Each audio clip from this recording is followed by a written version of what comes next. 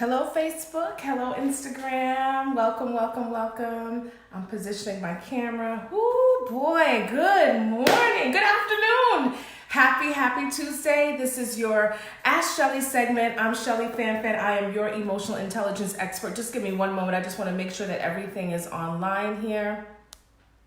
Welcome, Facebook. Let me know who's on and where you're from. Welcome, welcome. Let's see. Okay. All right. I think I am good. Hello. Welcome, Facebook. Thank you so much for tuning into your weekly Ask Shelly segment. And hello, Instagram. Welcome to your weekly Ask Shelly segment. I am Shelly Fan, and I am your emotional intelligence expert. I am the founder and CEO of Ask Shelly Consulting, which is a team of emotional intelligence experts that go out to businesses and ministries and other corporations to teach psychoeducation that brings your cause to the next level. If you are doing anything that includes working with a human being, you need to maximize your emotional intelligence in order to be successful. And that is what we do. Just to give you a snapshot of what I do during my week, I am doing staff recruitment for a business that is here in Orlando, actually. And I also facilitated a corporate retreat for their staff some weeks ago. And it was awesome. It included yoga, some team building, some communication exercises, a communication workshop, a problem-solving workshop. I love going around and teaching people how to prevent work toxicity within your workspace. Last week, I had to deal with staff turnover for a specific company that were losing two very key players on their team, two key players, and they wanted to know, how do we resolve this? We need to retain these players. They are amazing. They are critical to our team. And so just providing that clinical support to the business owner so that they were able to reject that resignation and also work on better policies and procedures in retaining staff.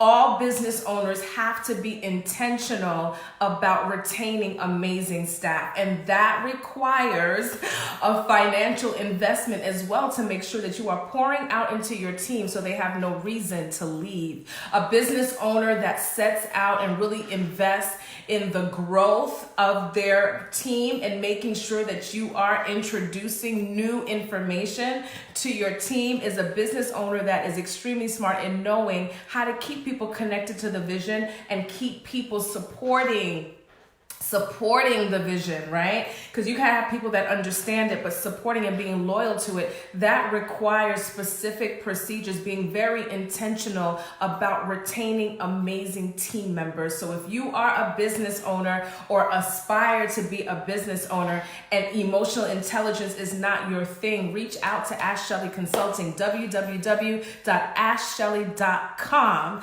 in order to get that consultation, that support, and that education that you need to know how people stay motivated. What do we need to do as business owners to keep people loyal, to keep them working at peak performance? And that's what Ask Shelly Consulting is all about. I have the privilege of coming on every Tuesday at 12 o'clock to share questions that are asked of me as a licensed psychotherapist, just to provide a perspective, a response, to assist you listeners on just building your wellness toolbox. And this is just a perspective. I don't claim to know all of the answers, but I believe that my perspective is valuable. And so I would really appreciate your share. Spread the good news about emotional intelligence and a consultant that you know that is effective. I would appreciate your shares. I appreciate you spreading the good news about emotional intelligence.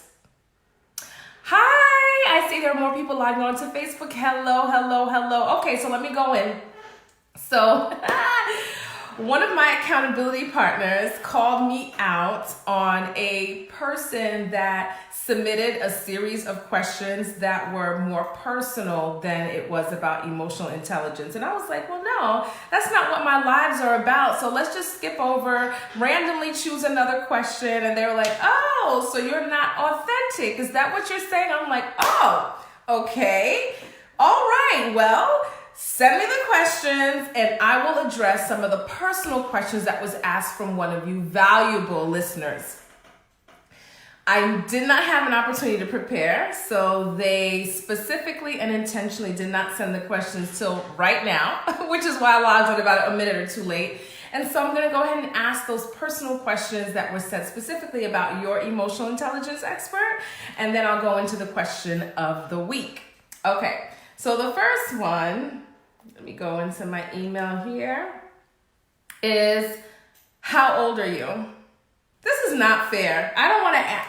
I don't care, but this is just weird. Okay, anyway, so to the listener that asked that question, I think my date of birth is on my personal profile, I think. I am 43 years old, and I am going to be 44 on Christmas Eve. So since you want to know so bad about how old I am, I expect a birthday gift from you in about a month and a half. So I am 43. Was born on Christmas Eve, 1975. I will be 44 this coming Christmas, and I love to eat. So keep that in mind as well. The next question is, are you married? Your Facebook page says you are, but I thought I may have heard you classify yourself as divorced. And the answer to that question is yes, I am divorced. Happily divorced, and my ex-husband and I have an amazing co-parenting relationship. We keep it all about the children and doing what's best for them. Sometimes it's not always easy. We do have some conflict at times because he's a workaholic and I'm a lioness, right? And so I don't want to hear about what you're doing or what business trips you have or what you need to do in Africa. I want you here for, track meets and recitals and things like that. So we do have conflict, but we have learned how to communicate through that conflict. But we have an amazing co-parenting relationship. Whenever he comes and stays here at the home. And for anybody who is not comfortable with that, they're just not part of the equation. Right now, my parents consider him a son, so he can go over there anytime he wants, call anytime he wants. When I go to New York and I'm not spending time with family or loved ones, I stay there. We do everything that we can to make sure that we have an intact family unit for the children. It's not about me. It's not about him. It's not about the reasons why we got divorced. It's not about any type of emotional injury or emotional residue. It's not about that. It's all about doing what's best for the children. And that is what we do. We take family trips together, celebrate birthdays and holidays together. So that's my relationship status. Divorced, but very much connected. Do you have a therapist? I am so mad at my accountability partners right now. Because I didn't have, so I have an accountability circle. I do. I have prayer partners and I have prayer warriors. So prayer partners are people that I pray with, and prayer warriors are those people that I believe have the anointing on their lives to cover me and cover my purpose in God. And so they definitely keep me accountable. I have business accountability partners. I do have a business coach as well. And I do not have a therapist at this time. I have had therapy before as what I call tune-up therapy, just to make sure that I am being held accountable to my own personal growth. And I'm in the process of looking for another one in 2020. So in my personal opinion, therapists do come in seasons. And I'm just in a season where I needed to explore another person that can support where I'm going, where I'm growing emotionally. And so that's where I'm at with that. Thank you for your question. Next, what are your life struggles? So that's interesting because I could answer that on so many different levels. I struggle with keeping my car clean. It's horrible. It's embarrassing when people without planning ask me for a ride. because my car is often very chaotic. It currently has a really bad oil leak in 2 places. So my clients that I actually go to their homes to see them already know that when Shelly pulls up, pull the cardboard underneath the car because her car is leaking oil. It's so embarrassing. I'm the owner of an emotional intelligence expert, firm. I am the co-owner of an agency, and my car is leaking oil all over these people's driveway. So that's a life struggle. On a more serious note, let's see. Another one of my life struggles is, I guess, appearance and image. I have a really hard time with that. So often people will come in. I hope my battery doesn't die. That's another life struggle. My battery is always dying. Those who know me know. Let's see. I don't know how many times people have walked into my office and has said, may I speak to the owner? Because I don't necessarily look like one. So I know being more polished is a big struggle for me. Like today, look at my hair. I forgot to put lipstick on before the live.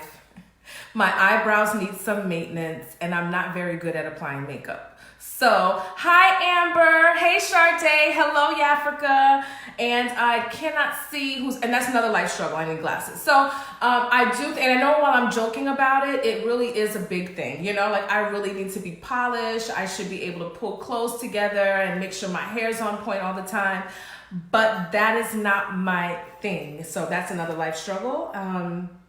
Another life struggle is saying no. That's a big thing for me, and it's kind of hypocritical because I try to really empower my clients to say no and to establish boundaries. I'm good at boundaries. I know that may sound a little clashing, but I am. But I do. I feel like that God empowers me to do so much, and especially if you put God in it. Like someone sent out a message to me about my video that I posted about adolescents cry for help, and I just can't say no to reaching out and just pouring into our youth. And it's not healthy at times because there are times when it's just not my season. I need to say no, but I do feel very empowered to do all that God has called me to do. And so that's a life struggle for me, like really saying no. It's not because I don't have the confidence to say no. I have the confidence to say no. It's not that I don't have the ability to draw boundaries. I do, but it's just, feeling like I just want to die empty.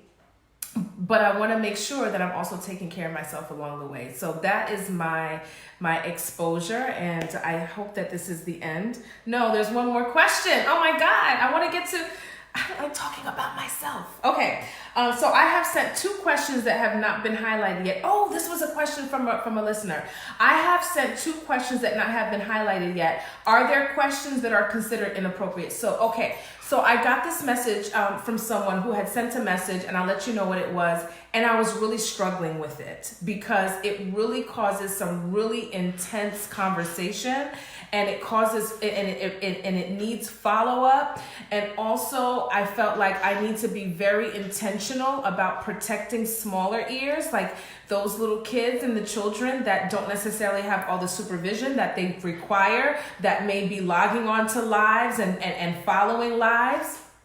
So it's a couple, and they sent me this message. So basically, I don't have the question specifically here, but it's a couple that are engaged. They've been engaged for many years, and her issue is that she defecates when she climaxes.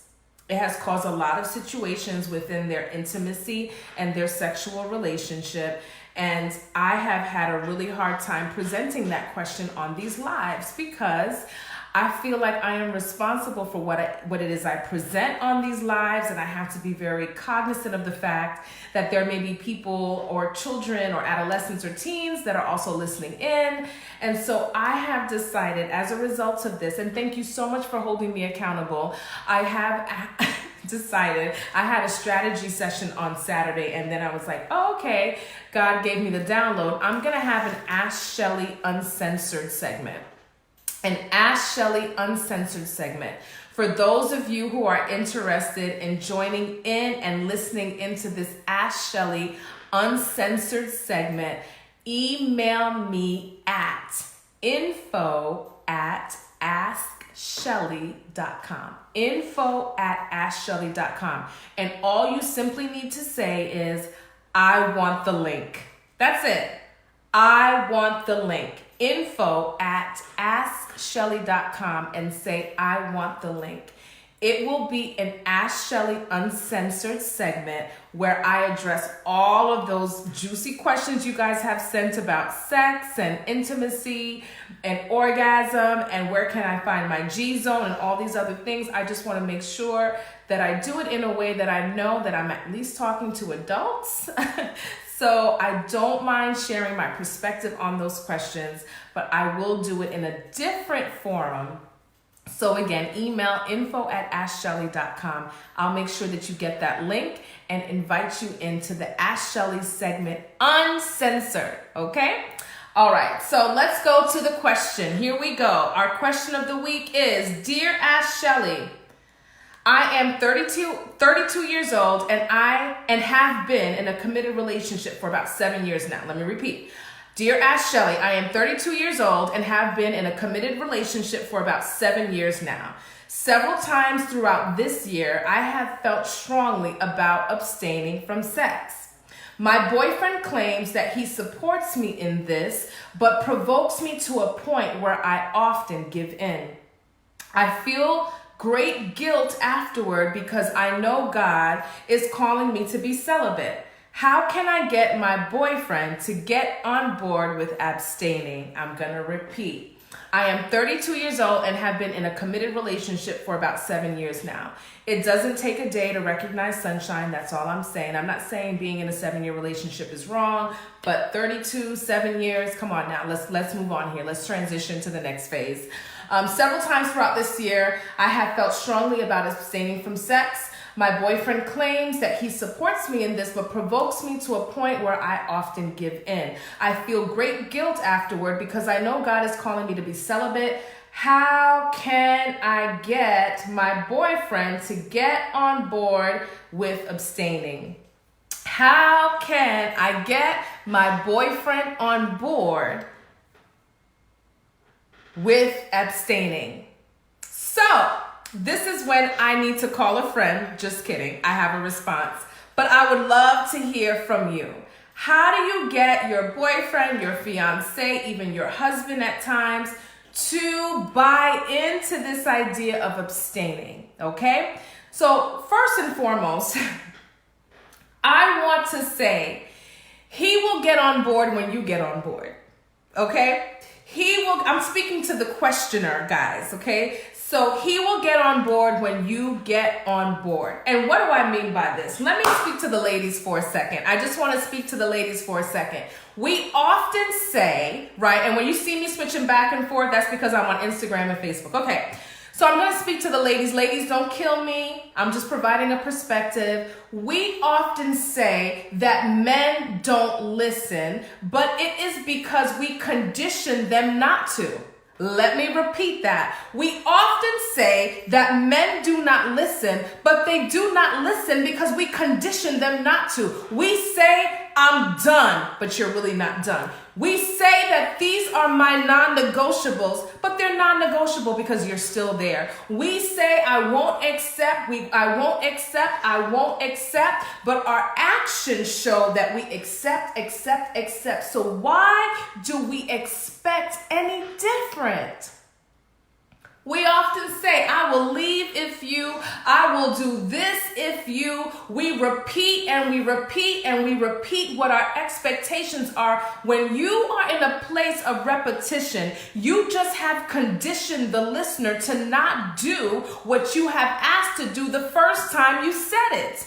This is why I tell parents, stop repeating to your children because you have just conditioned your children to obey the 10th time you said it. And so women have to make sure that our actions line up with what it is we are saying, asking for, and declaring. Our actions have to line up with that because our actions speak much louder than words. If you're saying, this is what I want and this is what I expect, but your actions say something different, the world, the atmosphere, your boss, your business partner, boyfriend, fiance and husband will follow through with what your behavior says is important to you. So listener, the fact that you give in every time he provokes you, whether he sexually motivates you, strokes you, simulates you, whatever it is he does, he's not listening to you because your actions say that you are not abstaining. Your actions say that this is an open market.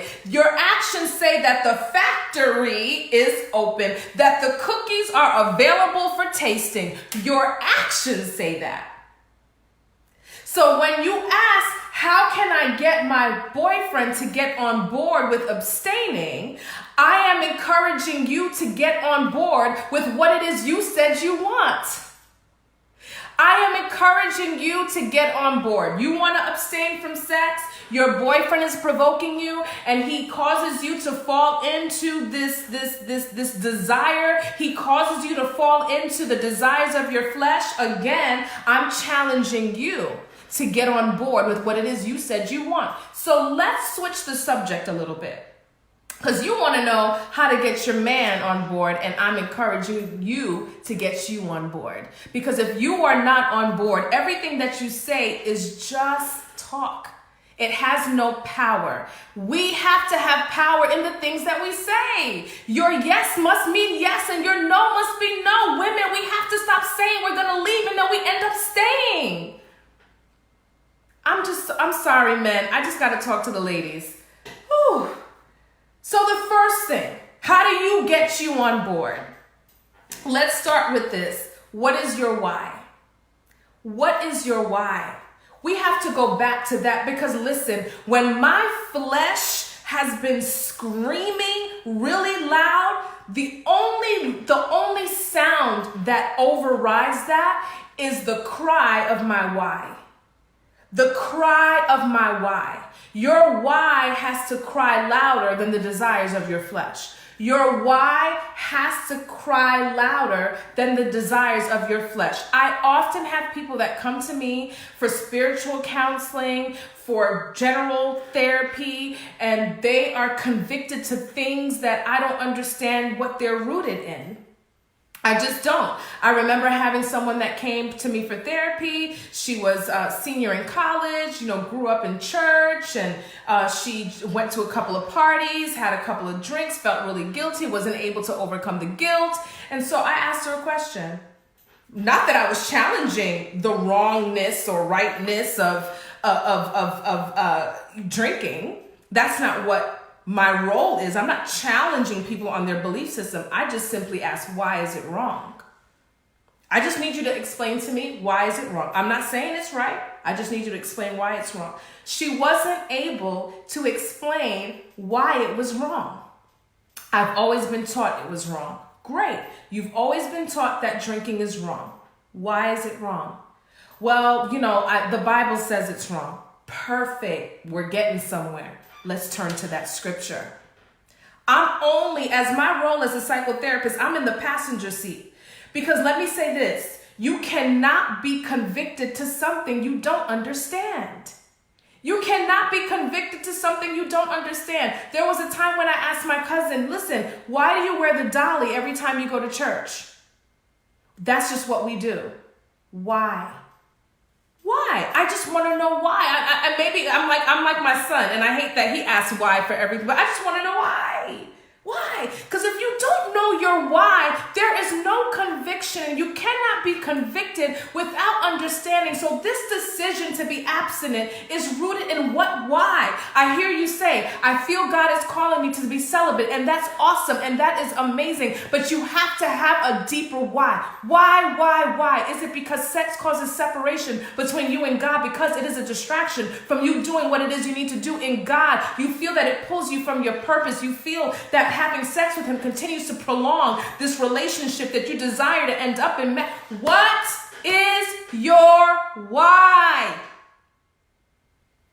Because if you don't have a why, he will always be able to kiss you in a certain way and kiss that right place on your neck or whatever your spot is to get you to break what you said is your conviction. What is your why? We cannot be convicted to things that we do not understand. And when you are claiming that you are convicted to the things of God, you have to know the word. You have to know the word. The word is true. It shall not lie, and it shall not go back to him void of what he sent it to accomplish. So what is your why? Next, create an environment that supports your obedience. Create an environment that supports what you say you're convicted to. So now you understand that you have totally conditioned your boyfriend to not really listen to what it is you're saying, right? Because you're saying one thing and you're doing another. I want to be abstinent. I want to be celibate, but it's spread eagle when he touches the right button, right? So clearly your actions are not in line with what you're saying. Any woman who is listening to this, if ever you said anything that was not in line with what you did and how you responded, remember this thing. You have conditioned a lack of respect. The lack of respect and the desired outcomes you are not getting from your partner is as a result of something you failed to do. And you failed to stand behind what you said you stood for. We have to take ownership of that as women and men, if this applies to you, right? We have to take ownership of that. Okay, so we talked about what is your why. Have you created an environment or a series of practices that supports what it is you want to do? That's very important. So if you are saying that you want to be celibate, right? So that means that there are certain things that need to be done. We may need not to hang out in the wee hours of the night. We may not be able to live together and shack up. We may not be able to, like I said, if we're hanging out, it needs to be in public. If you're going to come to my home, I'm going to come to your home. It's going to be with guests. What have you done? What have you stopped? And what have you started to support what it is you are trying to do in this season of your life? So did you just expect to just stop intimacy? You guys have been having sex for 7 years. And so now you're saying, hey, no more sex. And let me tell you guys something. So I bought this lighting system for these lives, and it's a killer. Do you see my hair? Do you see this? This is because this lighting causes extreme heat. But let me continue. Okay. So you have to make sure that you have done things to support where it is you say you want to go. So if you want to be celibate, there are things that have to stop and things that have to start to support where you want to go.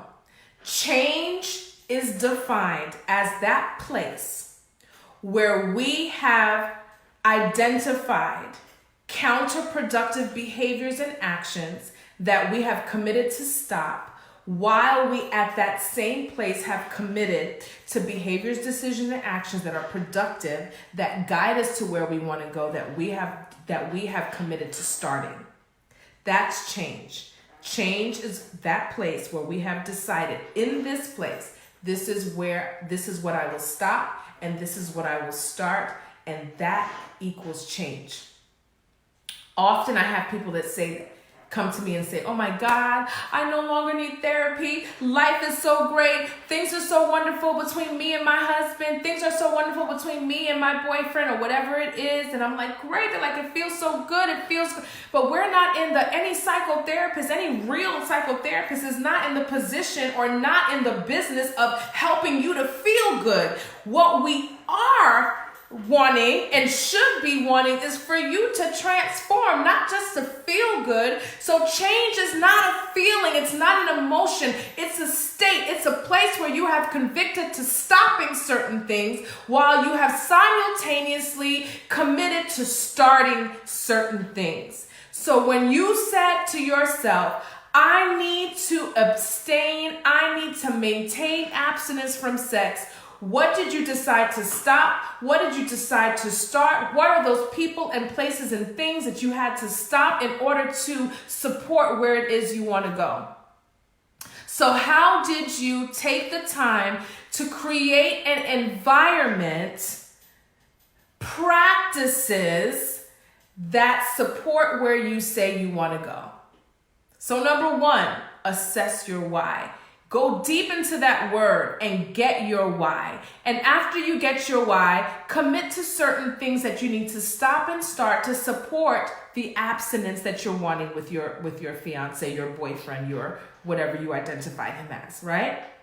You have to make sure that the environment supports where you want to go. Next, have you created a support system for this new initiative? I really super love a live that one of my peers and very respected psychotherapists in this community, Pernell Bush, he talked about support system in a live that he did yesterday. And it's important for us to have a support system, right? And it's important for us to recruit circles of people that will support where we want to go. So you want to be abstinent. You no longer want to have sex with the man that you have been with for 7 years. You have identified your why. You have created an environment that supports that. You know the things you have to stop and the things that you have to start. You may not want those back massages, okay? If you're not wanting to engage in any type of intimacy that you are not committed to or convicted to in this season. And I think that's wonderful. By the way, I do applaud you because there's a lot of great things attached to your decision. And I don't want to go into it right now because that was not the purpose of your question, but I want to applaud you. Great reward when you have decided to enter into a state of abstinence, especially not being married. I'd love to share more with you. Reach out to me. We'll do a one-on-one. Okay. So now that you have committed to the things that you have to change, the things you have to stop and start, make sure that you engage in a support system that can support you. There are a lot of community groups for women and men who have committed to abstaining from sex. You can join online groups. You can join single ministries within your church family or church community, but make sure that you have a support system in place to give you that extra undergirding that you need to stay on track. And the next thing, replacement behavior. I always talk about the importance of identifying behavior to replace the things that we want to extinguish, the things that we want to decrease, the things that we don't want to see happen, right? And so if you don't want to eat sweets, what's your replacement? It has to be a healthy replacement. You have more of a chance in modifying behavior when you have identified a replacement behavior that's healthy and really close to the functionality, the function that maladaptive behavior served, that junky behavior served. The closest you can get to that with a healthy behavior, the more chances and that you have, the higher the probability of you being successful with replacing that behavior. And so what does sex do for us? It relieves stress. There's intimacy there. There's some dopamine, rushes that go on with that. What's the closest you can get to that without breaking your commitment to not having sex? And so I do recommend exercise. And I'm not a big person when it comes to exercise, although I have been lately because I have some goals that I want to meet by my birthday. However, it really is a good replacement to consider. So take all of that flesh desire and bring it to the gym, girl. Bring it to the gym. Get your quads and your biceps and triceps and get your back muscles. Put it all into the gym. There are other very effective replacement behaviors as well. You can learn how to connect with your boyfriend or the person that you love on many different ways. There are so many different levels of intimacy that you can achieve without necessarily having sex, and that's when therapy comes in, so you can learn what that is and get the support that you need to just be held accountable for what it is you're trying to do. So I talked about exercise. I'm sure that there are other replacement behaviors that you can consider when it comes to what you need to do to kind of support your decision to abstain from sex. So what is your replacement behavior? It's very, very important. If you have a hard time trying to figure out what that is, connect, get good counsel, reach out to Ask Shelly. Get the counsel and the support that you need so that you can achieve what you set out to do in this season. I think it's great. Listen, if you are tired of declaring things and not doing, if you're tired of talking and not doing, this is a season when you need to step outside of your comfort zone and get the support that you need to get to your next level. It's one email, info@askshelley.com. It's one contact through www.askshelley.com. One phone call, 407-350-5070. We have to stop talking about things, declaring these things that we say that we are convicted to, and it's time out for saying, this is what I believe, this is what I'm committed to, this is what I'm convicted to, and not do it. Okay? We have to let the universe know that we are ready for every promise that God has made us. We need to assure that our lives are lived in such a way that we provide ourselves access to God's promises for our lives. So again, to this person who asked the question, how do I get my boyfriend to come on board with my decision to abstain?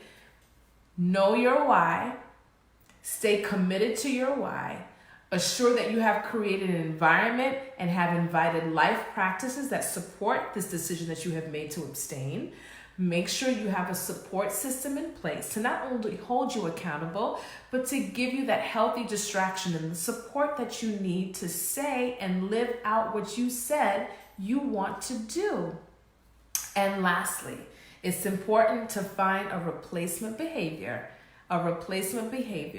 that you can commit to that would help in extinguishing what you don't want to do in this season, and that is having premarital sex. You no longer want to have premarital sex. You want to stay committed. You want to adopt God's blueprint for your life. I think that is to be applauded, but you have to be committed and convicted before you expect anybody else to be committed and convicted to what you have envisioned for your life. I started this by saying to my listeners, to the women, I challenge them to stop saying and not doing. We often say men don't listen. We condition them not to listen. Make sure that your yes is a very loud yes. And make sure that when you do say yes, your actions evidence your yes. And when you say no, make sure that your actions, your decisions, the way that you think, the way that you decide, evidences that your no means no. And that is the word, and that is where I'm ending my Ask Shelley segment. Hello, Don Miller. Thank you so much for tuning in to this week's Ask Shelley segment. So thank you guys so much for tuning in today. Reach out to me, www.askshelley.com. I love your feedback. I love your questions. And for those of you who want the uncensored Ask Shelley segment, I have gotten so many questions about sex, and I just want to make sure that I'm doing it in a way where I know that the listeners are mature enough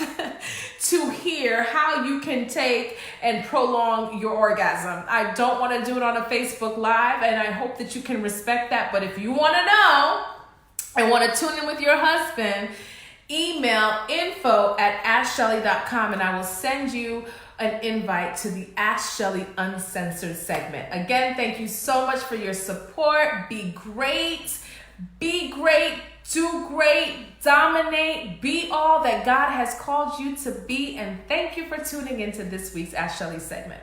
Have a wonderful week.